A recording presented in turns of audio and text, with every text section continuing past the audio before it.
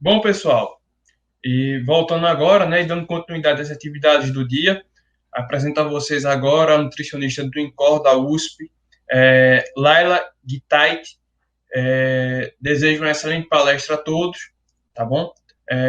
Sobre esse tema muito interessante que é a nutrição na criança cardiopata, tá bom? Passo a palavra para a senhora, pode iniciar. Tá. Muito obrigada pelo convite. Eu vou conversar com vocês em relação à cardiopatia congênita, né? Cuidado nutricional que essa criança deve ter. E vamos dar início, então. Primeira coisa, né?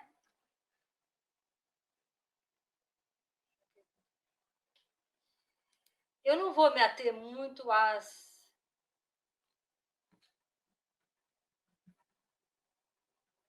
Tá no meu máximo já. Eu não vou me ater muito a falar de cardiopatia cianótica, que a doutora Priscila já acabou de falar. Eu vou falar um pouco da introdução da criança cardiopata alimentar.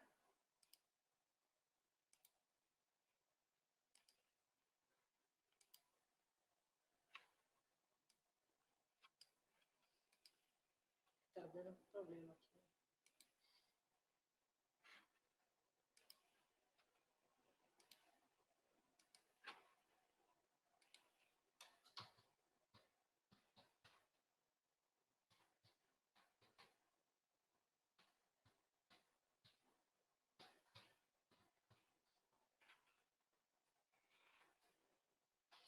Bom, vamos lá. Primeira coisa. Laila, Área. a senhora pode apertar para expandir o slide? Pode ser? Acho que Posso. F11 ele expande.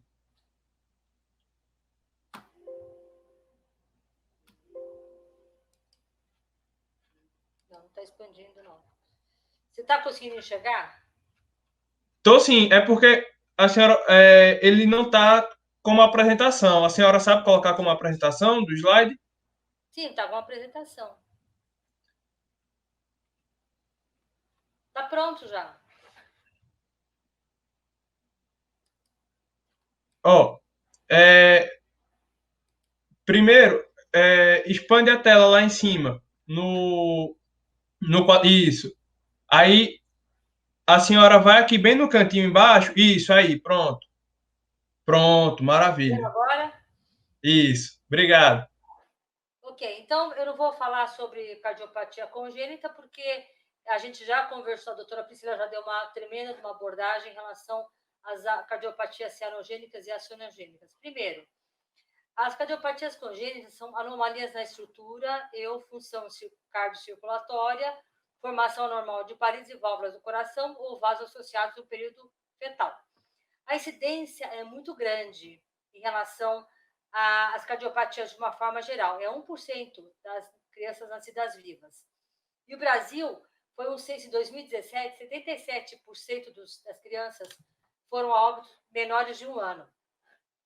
No INCOR, fizemos uma estatística, a gente tem uma estrutura chamada Unidade de Monitorização Hospitalar, que a gente chama de UMH. 3,3% dos óbitos aqui do INCOR foram de cardiopatia congênita. Então, você vê que a incidência é muito grande em relação à gravidade dessas crianças. Primeiro, os fatores que levam as crianças com cardiopatia congênita à desnutrição. Primeiro, a ingestão inadequada. Então, como elas têm uma necessidade calórica muito grande e um volume restrito, então é difícil a gente atingir a meta calórica dessa criança. Então, ingestão inadequada, necessidades nutricionais muito aumentadas, de repente é 3 vezes mais que uma criança que não tem cardiopatia congênita, a má absorção também em função de algumas patologias também.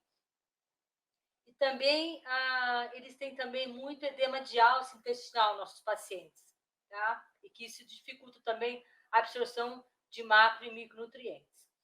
Primeira coisa, qual é a nossa premissa? A manutenção e a melhora do estado nutricional, no pré e no pós-operatório, porque aqui as crianças elas vêm para operar, porque, na verdade, elas vêm de outros estados, outros hospitais, outros institutos, para realmente já fazer a correção cirúrgica aqui no INCOR.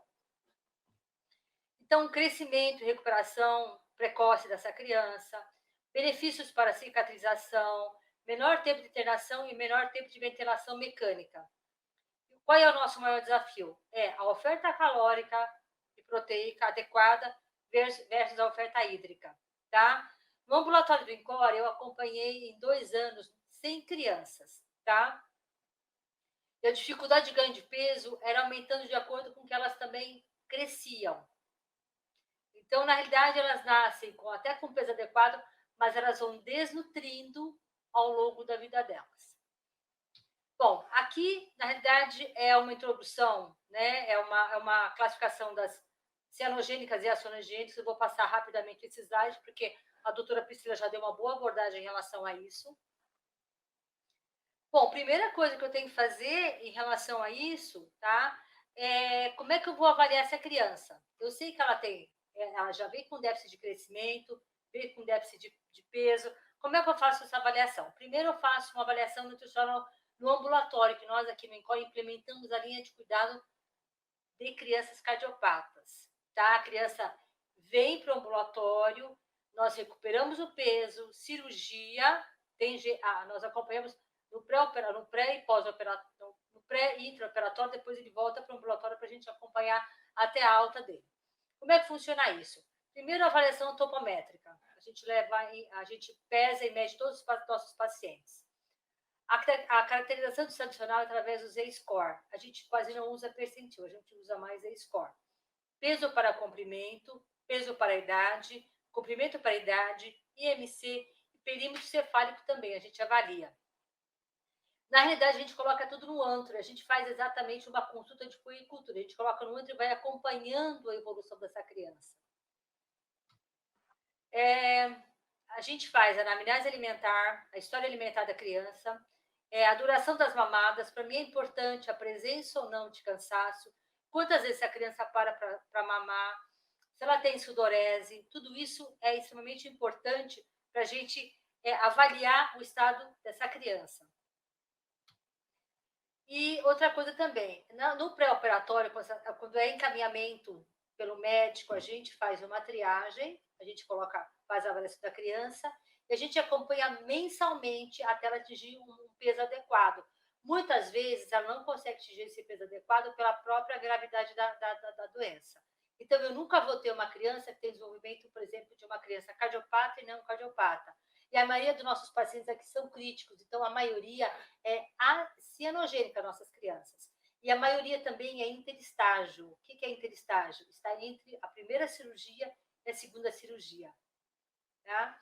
E no pós-operatório, os acompanhamentos são bimestrais, até alcançar o peso ideal e a alta.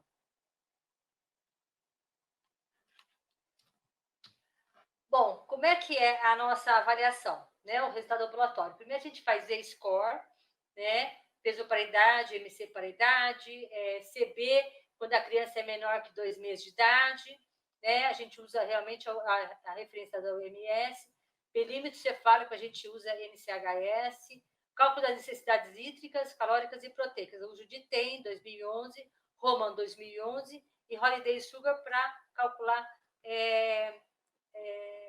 necessidade hídrica. Aqui eu fiz um trabalho no ambulatório, essa avaliação de 100 crianças, como é que era o perfil dessas crianças. 54% eram meninos e 46% meninas. E qual é a minha faixa etária, qual o maior que eu atendo? Então, geralmente são crianças do primeiro trimestre, de 0 a 3 meses. 31% dessas crianças eram de 0 a 3 meses, então vocês veem que elas são muito pequenas.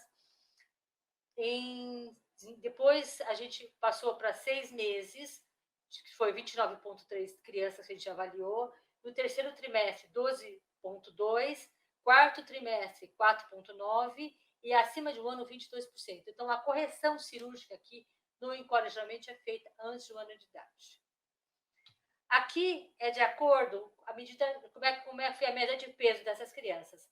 As cianogênicas ganharam mais peso do que as cianogênicas. Por quê? Porque o meu maior foco era realmente as crianças cianogênicas, porque elas têm muito mais dificuldade de ganhar peso.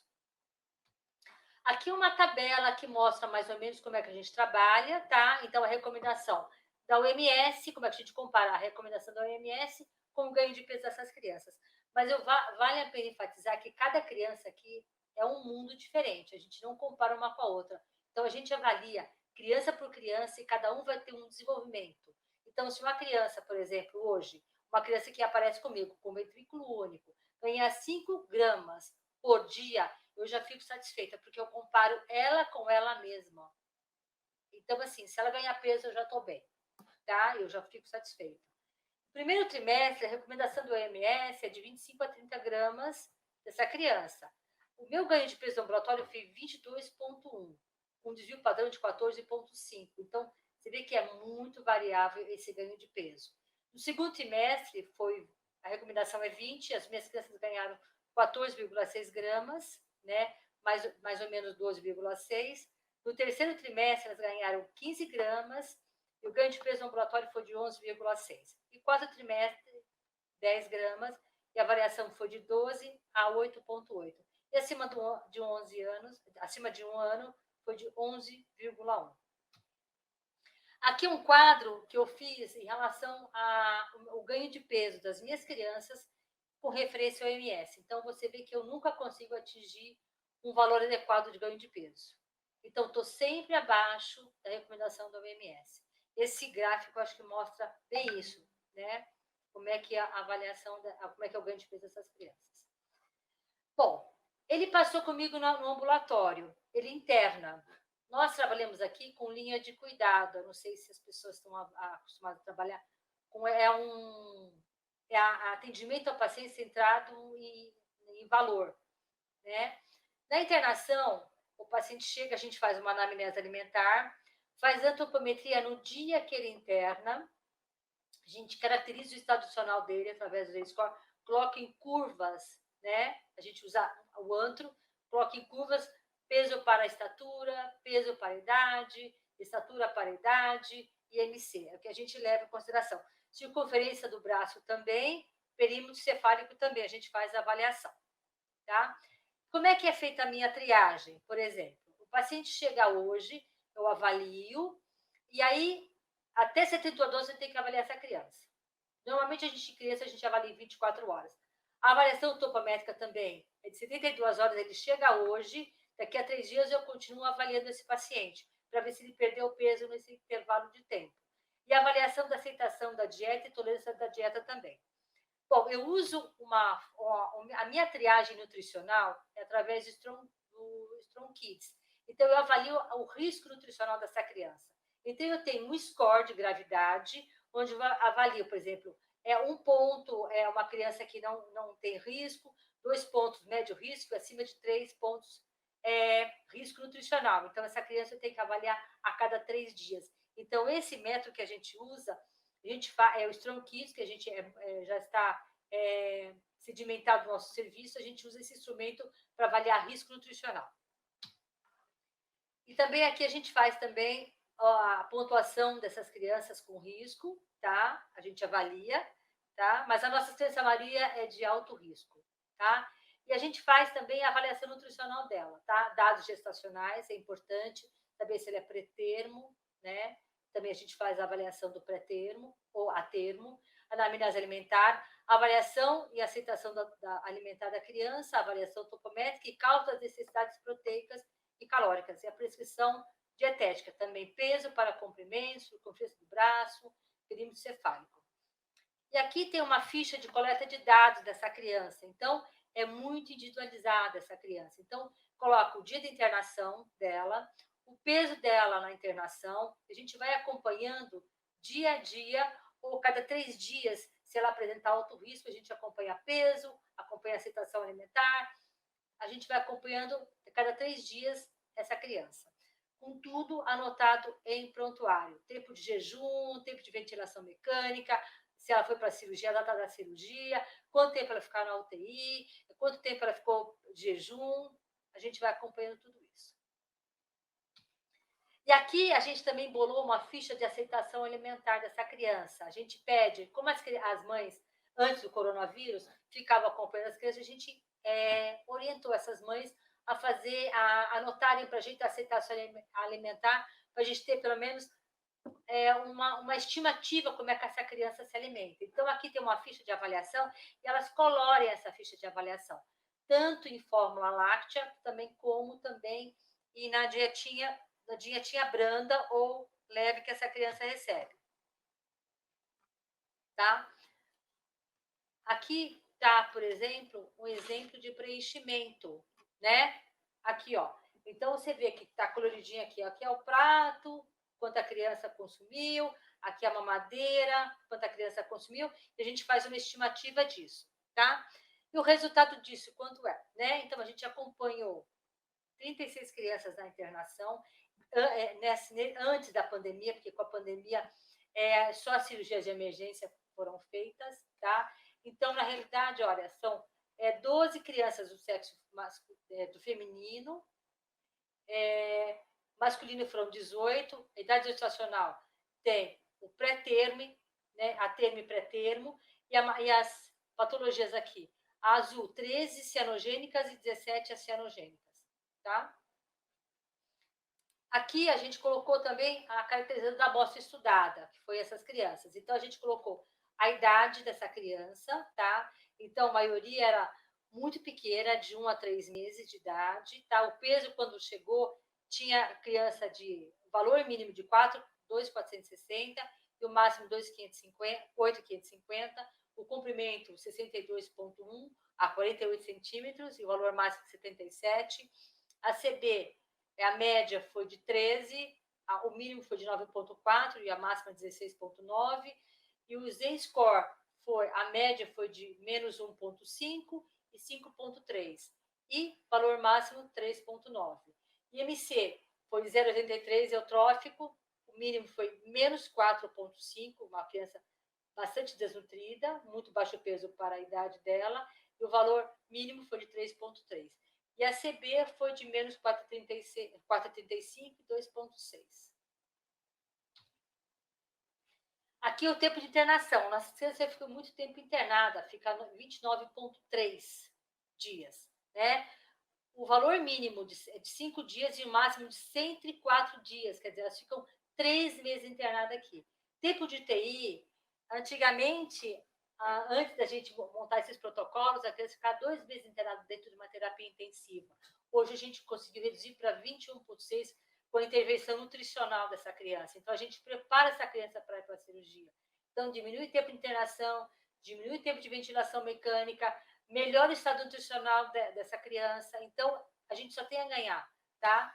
Então, essa criança fica menos tempo internada, menor risco de infecção, tá? Então, o valor mínimo de internação é 1 dia, no máximo 104 dias. Tempo de ventilação mecânica, aproximadamente 9 dias. Tem criança que ficou 77 dias no máximo. A gente também hoje usa muito ECMO, né? A nossa ventilação, o coração artificial também. Tempo de jejum, 3,1. Ela era em média 7 dias. A gente conseguiu fazer uma introdução precoce da alimentação da criança, então passou para 3,1 e o tempo máximo em 7 dias. Bom, a nossa primeira avaliação na internação, quando essa criança chega, por exemplo, peso para a idade é de menos 1,25. Na última avaliação, quando ela fica aqui, olha, quanto ela desnutre, ela vai para menos 1,88 no Z-score. E MC para a idade, ela entra eutrófica, e olha aqui como ela perde peso. Então, a internação para a gente, aí entra tempo de jejum, tempo de UTI, tudo a criança acaba perdendo muito peso. Aqui também é o tempo de internação dessa criança, né? Esse aqui é a sua linha de cuidado, 4 dias, internação em média, 15 dias. Bom, eu queria colocar, deixa eu ver aqui onde é que está a mensagem, como é que a gente trabalha em termos de...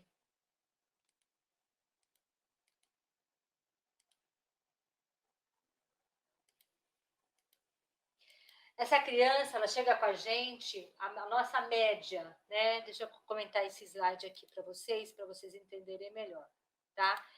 A criança, quando ela chega para a gente, A maioria aqui, ela tem um score -3, -4. Essa é a população que a gente atende. Para a gente dar alta para essa criança, tá? Ela tem que estar pelo menos no estado nutricional melhor, tá? Ela tem que pelo menos chegar pelo menos no -3 ou no -2 para ir para a cirurgia. -4 não opera, porque a gente aqui tem um esquema chamado RACS, que é a gravidade da criança e também o baixo peso, que baixo peso também entra nessa avaliação.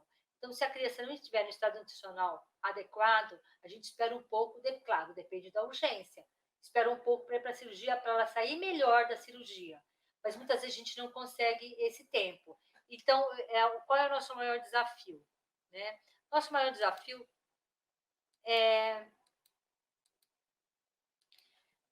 aceitação e tolerância, né? A aceitação e tolerância, né? Avaliada de acordo com o volume prescrito, para aumento visando a primeiro meta calórica. Como é que a gente calcula a meta calórica? É de 120 a 150 calorias por quilo de peso. Quando está na UTI, é de 140 a 200 quilocalorias por quilo de peso, dos nutrientes graves. Proteína é de 3 a 3,5, né? E a necessidade hídrica também. É muito difícil a gente atingir meta calórica, porque nossos pacientes também têm restrição de volume. Eu sei que a doutora Priscila comentou em relação a dar muito volume para a criança. Só que a gente tem um pequeno problema aqui. As nossas crianças, a maioria, elas evoluem muito, elas têm ICC. A cardiopatia acaba evoluindo com uma insuficiência cardíaca. Eu tenho que trabalhar com um pequeno volume, com a densidade calórica muito alta e tentar saciar essa criança. O problema é que existe sim no mercado nacional fórmulas extremamente boas. Ela falou do Infatrine, realmente é o que me dá melhor valor calórico, mas eu trabalho com uma população carente, então muitas vezes eu preciso modular a fórmula. Então, muitas vezes eu tenho que usar o recurso, o que eu tenho. Então, eu tenho fórmula láctea que a mãe recebe de um posto de saúde, eu tenho que modular com óleo, com maltodestrina, eu tenho que fracionar melhor essa refeição. Muitas vezes eu faço introdução precoce de alimentos como papa salgada, papa de fruta antes, para economizar um pouco o volume de líquido dessa criança. E o meu maior desafio também é quando essas crianças passam por pediatra, que não tem habilidade nenhuma em trabalhar com criança cardiopata. Então, o que eles acham? Que a criança vai desidratar. Então, eles encharcam a criança de volume. Quando chegam para mim, elas estão totalmente descompensadas. É um problema sério, porque aí a médica aqui, a cardiopediatra que atende aqui comigo, ela tem que ajustar diurético, que também dificulta também para mim no ganho de peso, dificulta o desenvolvimento da criança. Aí é um problema complicado. Eu tenho que ajustar de novo a dosagem da criança em relação ao volume, aumentar a densidade calórica, convencer a mãe para quando a criança chorar, não ficar oferecendo mamadeira ou forma de 2 em 2 horas. Eu tenho que convencer a mãe que se eu acrescentar óleo na mamadeira da criança, a criança não vai ter vômito, não vai ter diarreia. Então, eu trabalho muitas vezes com fórmula modulada, ou faço intercalo entre Infatrine e fórmula modulada. Faço introdução precoce sim, dessas crianças, tá? Para atingir meta calórica. Então, esse é o nosso maior desafio. É que essa criança vá para a cirurgia num bom estado nutricional, que diminui o tempo de ventilação mecânica, que diminui o risco de infecção e que ela saia bem, diminui o tempo de internação e que ela volte comigo no ambulatório para me tentar recuperar o estado nutricional dessa criança. Mas quando essa criança interna, fica muito tempo aqui no hospital, ela acaba desnutrindo. Eu vejo crianças, por exemplo, que chegaram aqui com 5 quilos, quando sai de alta, perdem 1 quilo na internação. Não é que a gente não monitore. Jejum, nós estamos monitorando hoje jejum para exame, introdução alimentar precoce no pós-operatório, diminui o tempo de jejum no intraoperatório. Então, são medidas que a gente está tomando para ver se minimiza essa desnutrição intra-hospitalar. Era isso que eu queria colocar para vocês. Muito obrigada.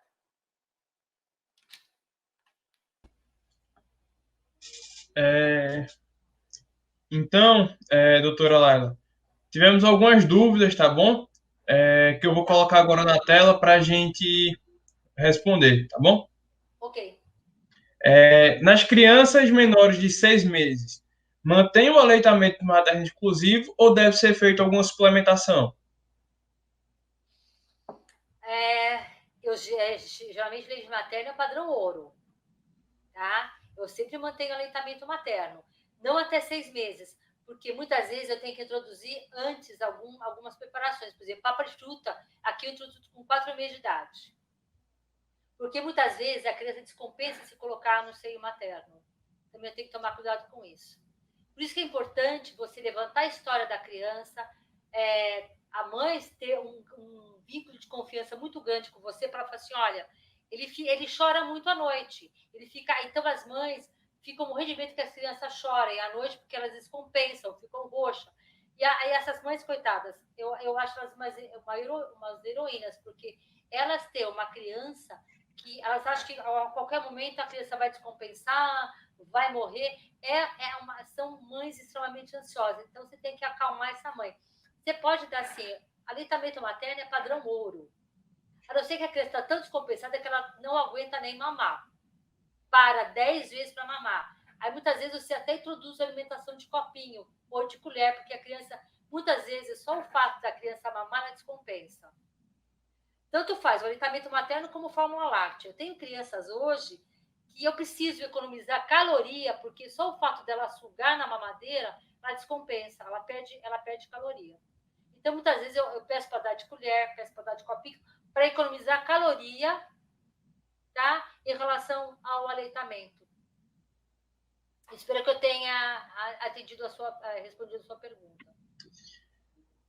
Teve outra dúvida, perguntando assim, como as crianças cardiopatas em geral permanecem abaixo da linha Z ideal, como a senhora mostrou no slide. O crescimento e desenvolvimento das crianças, eles podem ser afetados e como corrigir isso? Assim, como tem alguma forma de você recuperar, digamos assim, essa... Olha, quem fez essa pergunta, eu até gostaria de agradecer, Renata Carvalho, né? É assim, Renata, eu nunca consigo chegar no desenvolvimento, por exemplo, dependendo da patologia, as cianogênicas eu nunca consigo chegar. A doutora Priscila falou muito de ventrículo único, e a maioria das minhas crianças é ventrículo único, que é a pior patologia que tem, é a pior das cardiopatias congênitas. Porque aqui é o hospital quaternário. Só não pega, por exemplo, uma CIA, que eu fico feliz quando eu atendo, não pego uma CIV, eu pego essas patologias de mais alta complexidade. Elas só resolvem, tá, essa questão de chegar no peso bom após 6 meses de cirurgia. Antes disso, eu não consigo chegar. Na realidade, a minha intervenção é minimizar um pouco a desnutrição dessa criança. Porque com o tempo, se você for pensar naquela curva que eu coloquei, que as crianças elas vão perdendo peso, elas vão ganhando menos peso ao longo do primeiro ano, por exemplo, deixa eu até colocar esse slide aqui para estar comentando com vocês. Esse aqui, ó. Este aqui, ó. Esse slide aqui, ó, você vê muito bem, ó. No primeiro trimestre, de 0 a 3 meses, ela ganha 22 gramas. Você vê que ela vai decaindo? Ela vai decaindo, né? Porque quando eles nascem, ele tem uma reserva. Depois, de acordo com a patologia, eles vão desnutrindo. Então, assim, muitas vezes, eu só consigo essa criança vai atingir o peso dela 6 meses após a cirurgia dela. Quando ela não é alto risco em interestágio, fez a cirurgia corretiva. Se ela tem 3 cirurgias para seguir depois, que é uma daqui 15 dias, depois ela faz daqui a 1 ano, ou depois ela faz daqui a 6 meses, eu estou sempre correndo atrás desse peso. Então, muitas vezes ela ganha peso, mas também elas não crescem, que é uma desnutrição crônica. Elas podem ganhar, por exemplo, 20 gramas durante o dia, mas durante o mês ela não cresceu nada, para mim não é um bom desenvolvimento, porque tem que acompanhar o ganho de peso e também a estatura, o desenvolvimento da estatura. E ela só consegue atingir o peso ideal, tá? 6 meses após a cirurgia. Aí ela consegue deslanchar bem. A gente só dá alta aqui quando o Z-score está -2, quer dizer, eutrófico. Menos que isso, não. Mas as minhas crianças, volto a repetir, elas vêm com score -3, quer dizer, -4 e -3. Muito baixo peso para a idade. Muito baixa estatura para a idade. Eu tenho, por exemplo, crianças que têm 6 meses e pesam 3 quilos. Esse é o padrão das crianças daqui. Eu tenho crianças, por exemplo, de 2 anos de idade, que têm gastrostomia, além de ter a patologia cardíaca, também está na frente de transplante hepático. Então, eu tenho que trabalhar com essas duas frentes também. E se ela ganhar 5 gramas por dia, eu já estou satisfeita, porque eu comparo ela com ela mesma. E também, hoje em dia, tem as pneumonias também, que é uma tristeza geral, né? As crianças realmente perdem muito peso, porque elas têm realmente a imunidade mais baixa. Elas têm aqui no INCOR, tem um centro de imunização aqui em frente, e elas têm as vacinas geralmente em dia, e elas tomam uma vacina, uma vacina, a gente pode dizer, chamada polizumab, que é para melhorar a imunidade dessas crianças. Então, assim, é complicadíssimo. Criança de cardiopatia congênita é um mundo à parte. Cada criança é um mundo diferente. E para fechar as dúvidas, quais as principais carências nutricionais que são mais frequentes, né, na criança cardiopata? Tem algumas que são mais frequentes? Tem algumas crianças, por exemplo, que evoluem com anemia. Geralmente é anemia, é a maioria. E também esse déficit, por exemplo. Eu vou dar um exemplo clássico. Eu vou pegar uma criança, por exemplo, que tem ventrículo único. Ela nasceu a termo. Ela hoje tem 6 meses, tem 3 quilos. O máximo que pode dar de volume para essa criança é 300 ml. Imagine você saciar uma criança de 6 meses com 300 ml de fórmula láctea. Infatrine custa aproximadamente R$140 a lata, mas não tem condições de pagar, de comprar. Eu modulo essa fórmula com óleo, com maltodestrina, muitas vezes eu introduzo até modulo com farinha, tá? Mas eu não posso concentrar muito, porque concentrar muito ela também vai descompensar só de sugar essa mamadeira, porque ela vai perder caloria, tá? Então, eu faço introdução precoce e tento melhorar um pouco essa parte de distribuição de volume hídrico dessa criança. Então, as carências são todas que você pode imaginar. Porque essa criança tem baixo volume, então ela nunca está atingindo as necessidades que ela precisa em termos de vitamina, de ferro. Então, geralmente, a gente suplementa assim. Espero que eu tenha respondido Entendi. a sua pergunta também. Acho que respondeu sim. Então, fechamos nessa segunda palestra. E eu gostaria de agradecer também imensamente a participação da doutora Laila aqui, aceitou o nosso convite para participar do simpósio e fez uma discussão muito, muito boa, enriquecedora sobre esse tema. Muito obrigado, doutora Laila. E a gente vai ter um intervalo agora, tá bom, pessoal? 8h30 a gente começa a nossa próxima palestra com a enfermeira e mestre Joaline Barroso, que vai falar um pouco sobre a triagem neonatal ampliada, tá bom? Mais uma vez, obrigado, Laila, por compartilhar um pouco do seu conhecimento, um pouco do seu tempo. Ficamos imensamente agradecidos. Tá, muito obrigada pelo convite. Eu que agradeço o convite de vocês. E sucesso no Obrigado. Tá bom? Obrigada.